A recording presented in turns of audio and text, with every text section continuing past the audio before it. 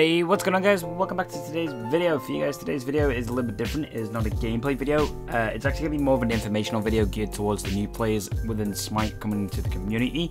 In the background, you are going to see a gameplay. Obviously, we're actually going to be playing Zonquay in the background. It's from a stream clip.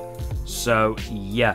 But what I really want to talk about is tips for new players, how new players can kind of develop good game mechanics pretty early on in their life cycle within Smite and get into higher elos, because if they have the better knowledge, they can actually be able to play a little bit more stronger in their game from level 1 to 30. So I'm going to really just go into it bit by bit for you guys. If you're brand new to the community and you see this video and it helps you, don't forget to leave a thumbs up. And if you want to see more gameplays like this, don't forget to subscribe and hit the little bell next to it and check the playlist link in the description below. But yeah, we're going to get straight into it. So what I want to talk about is I have a lot of friends that want to play Smite and they don't know what the best way of going around certain things is, and they ask me and I try and explain it. And really, I thought, you know, it might be better to put it into a video instead for everybody. So this is why I'm kind of doing this ideology right here. So I've been asked a few times, how do I find my preferred role within Smite? And my best advice for anybody who's looking for the best role within the game is to actually try every single role: support, solo, jungle, mid lane, and then duo lane, which is the ADC. I really think it's just the best way to go around it is to try every single role out to find what one suits your play style better. Some people have one specific role, like myself, where I just play mid lane. Some people have where they have two roles, so they could be a jungler or mid laner. So certain people find their paths a little bit differently, and the best way to go around this is to play every single role. Now, with playing every single role, you also have to realize, guys, certain roles fit your playstyle better, but as well as that, meta changes also change your role as well. Certain things in your role might be a bit more stale because of the fact metas have changed and it's less fun for you due to certain god picks and stuff within the role. Like mid lane, you are mainly the biggest focus within the game because your lane is actually the shortest lane in the game to get to from base. So, and you are kind of the main focus of big rotations from the enemy team if they're good at the game.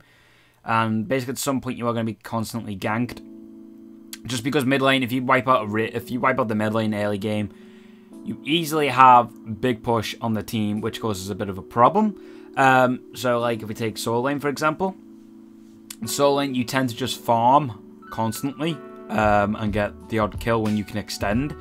And then you get tower when you have the biggest possibility. Like, you just do tend to farm a little bit more in there. It's a little bit more of a slow lane for some people's opinions, like myself. I just prefer to be in the action. That's why I like mid lane. Then you have support, which is kind of just the one role nobody really likes. Certain people do. Support is kind of the one that kind of goes around into every lane and rotates, helps the team out a little bit, buys certain items to follow through with that by like buying aura items, setting up kills, protecting, you know, calling missing, buying wards, just basically doing what support's supposed to do, help the team out. Then duo lane is obviously what I refer to as for the ADC role, which you, again, farm in the lane and you late game become the hyper carry, being able to take down objectives very easily by split pushing, being able to literally 100 to 0 people, getting objectives, becoming super annoying if you're not shut down. And then finally you have the jungle role, which is just you gank your lanes to help your other players. You kind of are the backbone. If you feed really hard, sorry about yawning guys, I'm a little bit tired, you kind of screw the team a little bit because the team kind of depends on you to get buffs and to do successful ganks while farming within the jungle and getting camps. So that's what those roles do. Said, you finding your role, you've really got to play everything. Don't just be like, I'm a mid laner after playing mid lane for 2 games and be like, I'm not going to play any other role. Because it's not beneficial. It really isn't. There's going to be some games in casuals and in ranked, if you do want to play ranked after so long, but you're not going to get your preferred role, and you need to have a basic understanding of every other role, and the basic understanding actually is really good for game knowledge in the sense that it's going to benefit you a little bit more. Now, speaking about picking your preferred role, I hate it when people say they main a certain god after not playing all the gods. There are 90 gods nearly at the moment. At the time of making this video, we are 89 gods because Colton has just been released. And the best way to find your role, as well as play every single god possible that you can play, if you want to buy the God Pack and you think at level 5 when you're level 5 on your account, you're like, I'm actually going to play this game a lot more. Buy the God Pack if you have enough money for it. You get every God that's out and every God that's going to come out. So it gives you the chance to play everything. You just want to play every God possible because legitimately that's the best way to be. It gives you good knowledge with every God. Certain gods are more stronger than others. Certain gods are funner than others. Certain gods are just medium sized in the sense of damage and playable amount of time for people. Just try everything you can do, guys. It's really beneficial. Like, I play strong gods when I need to. I've been playing a lot more fun gods recently, like that I would never usually play, like Hercules.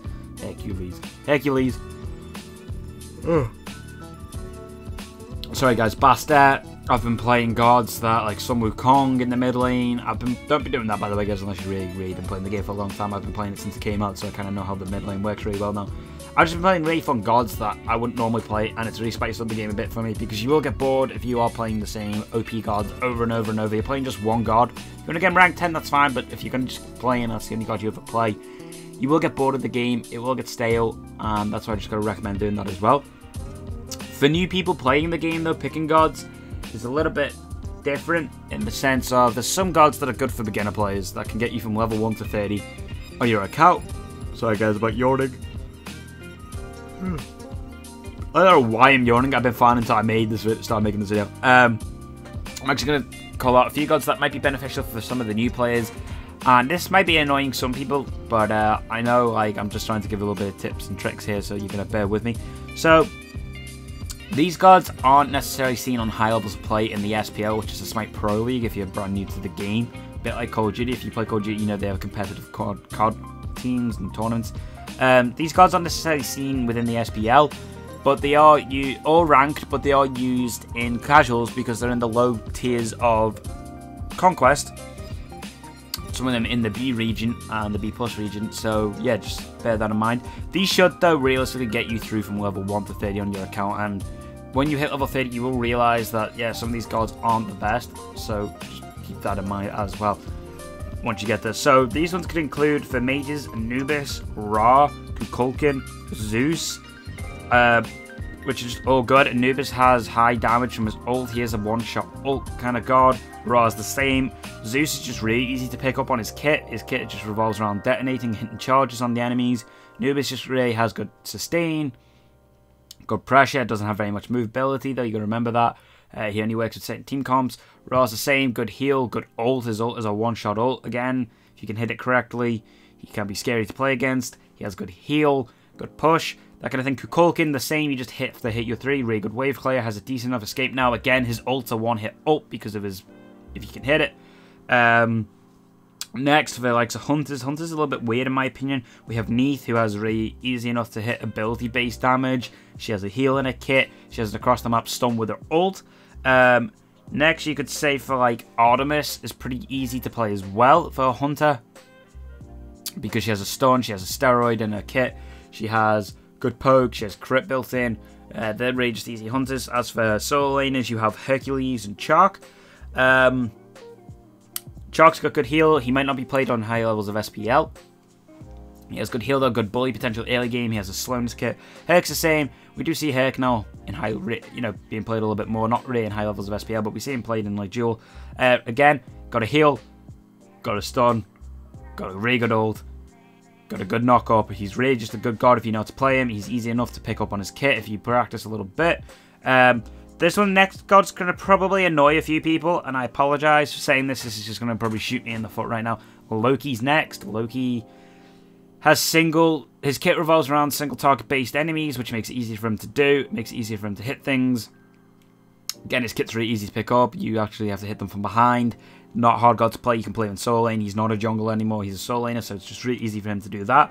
As for Guardians, I would say Ymir is probably the easiest one you can play. He is free with the game. Probably the easiest god to play. He has really good early game damage from autos. It's actually insane. He's just really fun to play. Again, his kit's really easy to pick up. As for other assassins, I wouldn't really know where to go too much on the terms of Assassin's Pass. That's kind of easy to play, actually. Her kit's pretty easy to pick up, so if you guys want to try her out, then feel free to do so. Really good kit, in my opinion. She has an escape. She has basically a one-shot ult, if you're pretty good with her. So, yeah. Again, there's some of the easy gods to pick. If you want to pick them, then feel free. There's some of the ones that might get you from level 1 to 30, but you, by the time you hit level 30, realise that they're not the best anymore. Finally, as for game knowledge, the best way to go about getting game knowledge to become mechanically skilled is watch YouTube videos. You can watch some of mine if you want. I know it's a sellout thing. There's other ones. You can watch other videos based on builds. I will be posting stuff like that if you guys want to go and keep an eye out for that. Read Smite wiki guides on the smitefire.com. I have 2 guides on there for Agni and Anubis. Again, Agni's pretty easy to play as well early on. He's got a really easy kit to understand too. Yeah, read loads of guides, guys. Watch streams, watch videos, see how the gods are played, see the kind of play styles that go on with them. Read up on items within jungle practice, again on the wiki, all that kind of stuff. If you're good with that, you can be mechanically skilled. You might not be the best player in the game, but if you have good game knowledge, you can actually basically get through it. So small things like that is beneficial to go with, guys, okay? Next, minimap awareness is a really good thing that you can have. Look try and look every 5 seconds at your map, see where the enemy is. See those little blue diamonds on the screen as of right now? They are called wards. Buy wards. Wards are beneficial too. They show where the enemies are coming from. Again, minimap knowledge. It's really good. You can know when to push and get buffs. Use the VGS chat. Write down if you're not sure on how to use all the VGS commands. Write them down. I still don't remember them all. Just write them on a piece of paper. You'll eventually get used to them. And finally, builds. Look up builds on certain gods. Now keep in mind, not every build is, you know, good for every single type of match. But if you do small things like that, again, get your mechanical knowledge up. Look at some of the pro players. Look at some of the builds I do. Look at some of the builds like people like Duke Sloth do, or Miffy Moo, or Double J. Look at Rain King, Sam the Dude. Look at those kind of things. You learn how the gods are built in certain game modes. Small things like that. And that's what I've got to say, guys. I really hope this did help you guys a little bit. If you're brand new to the game, just kind of get a basic understanding of the game. It's just small things like this. These are the little things I can just say that you guys can really work with. So read up on stuff. It's the best way to go. I could sit here for hours talking about how the game works, but go and read stuff up. With that being said though, guys, thank you so much for watching. I really hope you guys did enjoy. If you want to learn about counter building, there will be a link in the description below to that video, or a card on screen right now to click into it to read about that. I just show you the items that are good to counter certain things. I don't go through all the stats, but I'll show you some of the items. With that being said, guys, thanks so much for watching. Don't forget to subscribe. Don't forget to hit the bell at the thing next subscribe button if you really did enjoy the video. Don't forget to go and check out the playlist in the link in the description below to watch some Smite gameplays. Don't forget to follow me on Twitch to see when I'm streaming. And with that being said, guys, I'll catch you guys next time. Thanks so much for watching.